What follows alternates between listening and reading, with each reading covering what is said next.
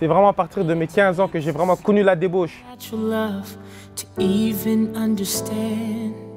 That behind the walls, behind the mask and confident smile, was a broken man trying to grow up and make life worthwhile. Moi c'est Josias et voici mon témoignage.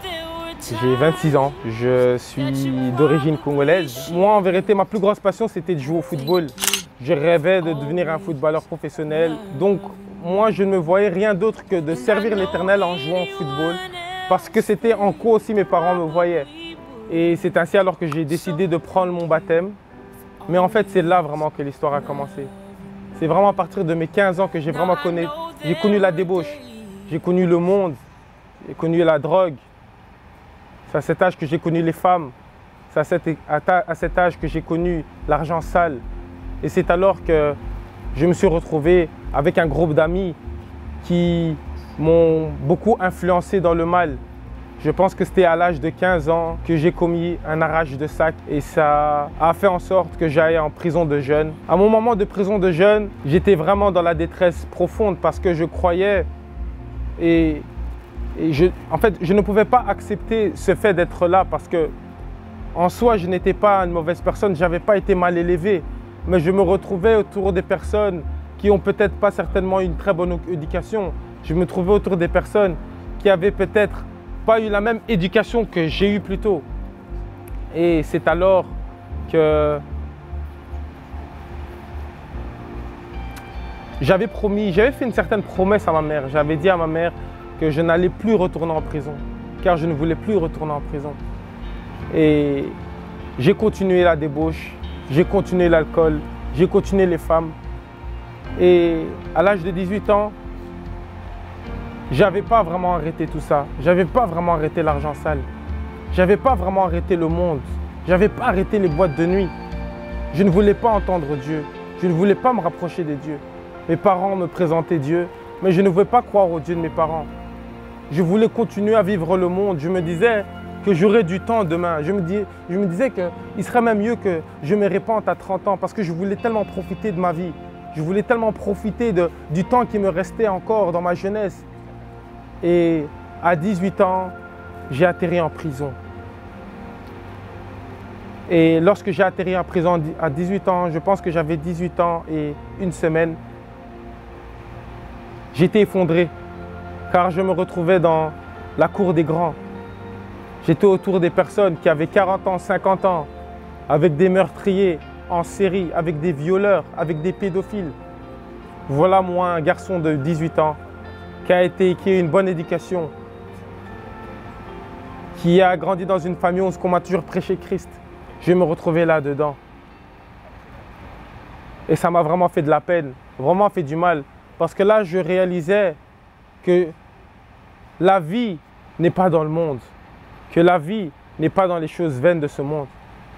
Et j'ai fait ma peine. Après 4 mois, on m'a libéré. Et après ces 4 mois, je me suis dit, stop. Au fond de moi, je voulais prendre une décision. Parce que lorsque j'étais en prison, je n'avais pas des frères, je n'avais pas des sœurs, à part ma famille. Il n'y avait personne qui était venu pour me visiter, pour me rendre même une visite. Mais lorsque je suis sorti, et moi, stupide et ignorant que j'étais, je suis retourné. Je suis retourné dans les mauvaises fréquentations. Je suis retourné dans l'alcool. Je suis retourné dans la masturbation. Je suis retourné dans l'argent sale, dans tout ce qui est mauvais. Je suis retombé dans ce vice. Et j'étais très malheureux. J'étais malheureux car je me disais que je méritais d'être heureux. L'école, ça n'allait pas. Le football, ça n'allait pas. Rien n'allait dans ma vie. Mes amis m'ont rejeté. Mon entourage m'ont rejeté. La police, la justice m'ont dit qu'ils allaient me donner un bracelet.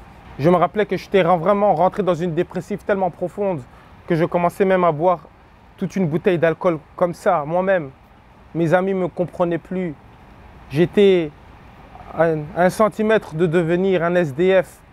Ma mère voulait me renvoyer dehors, mes parents voulaient me renvoyer. J'étais totalement perdu. J'avais arrêté l'école, j'étais totalement perdu.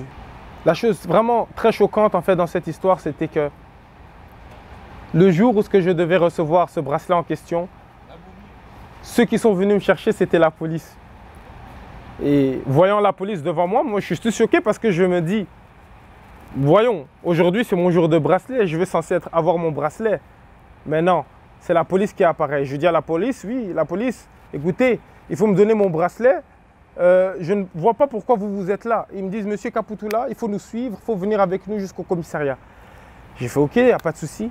Et je les suis. Pendant que je les suis, je me pose la question, mais qu'est-ce qui va se passer avec moi? Normalement, je dois avoir mon bracelet.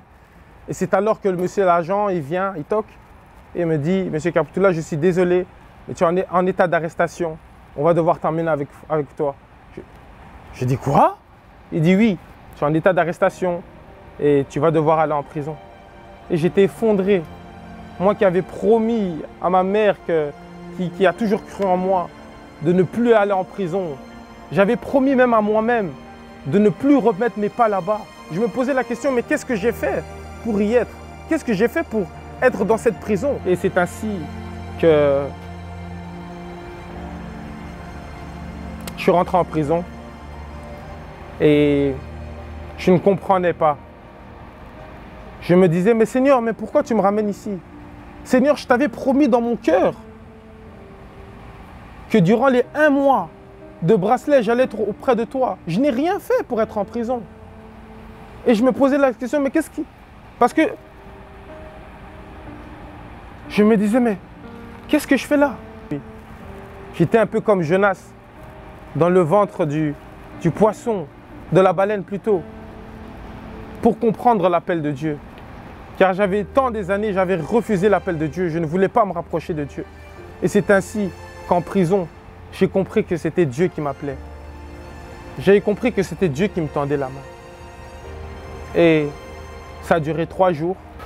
Le 4e jour, je suis sorti. Et lorsque je suis sorti, 2 semaines après, j'aurai eu mon bracelet. Et j'avais dit, Seigneur, ok, tu as gagné. Tu es plus fort que moi. Tu m'as eu. Tu m'as ramené en prison. J'ai totalement rien fait. J'arrive plus. Je suis au bout de ma vie. Durant ces 1 mois de bracelet, je veux que tu me visites. Parce que plusieurs fois, j'avais essayé de me rapprocher de Dieu, mais c'était des va-et-vient. Je me repentais, je retombais, je me repentais, je me retombais. Limite, j'avais cru qu'en vérité, il n'y avait pas moyen en vérité de se rapprocher de Dieu. J'avais cru que c'était un mensonge. J'avais cru que la vie chrétienne, c'est de l'escroquerie. C'est impossible de se rapprocher de Dieu parce que j'avais fait tant d'efforts. Mais la solution, c'est le Saint-Esprit. Et j'avais dit, Saint-Esprit, durant ces 1 mois, je veux te rencontrer. Je veux avoir une rencontre personnelle avec toi. Et c'est ainsi, le 28 mai 2018, j'ai complètement donné ma vie au Seigneur. Et tout est allé vite. J'ai eu le baptême du Saint-Esprit 6 ou 7 jours après. J'ai vécu des moments merveilleux avec lui. J'ai entendu la voix du Seigneur. C'était tellement merveilleux. Et jusqu'à aujourd'hui, ça fait 2 ans passés que je suis totalement en Christ. Et je glorifie vraiment le Seigneur pour cela. Et à toi, mon frère, à toi, ma soeur qui me regarde, n'aie pas peur. Ne te décourage pas. Dans le monde, il n'y a rien du tout. Toi-même, tu as pu le voir. Lorsque tu bois de l'alcool pour avoir la paix.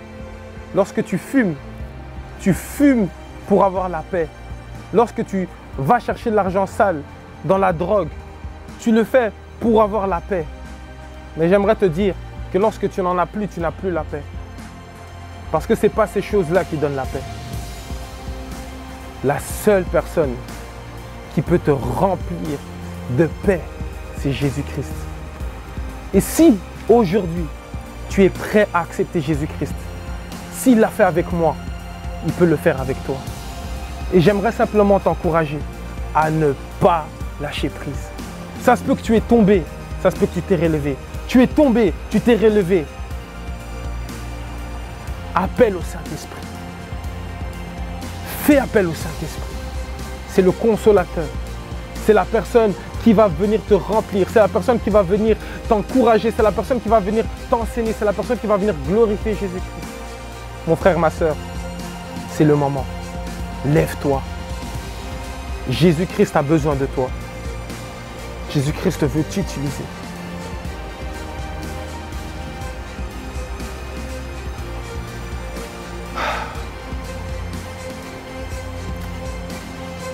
Il a un plan merveilleux pour ta vie.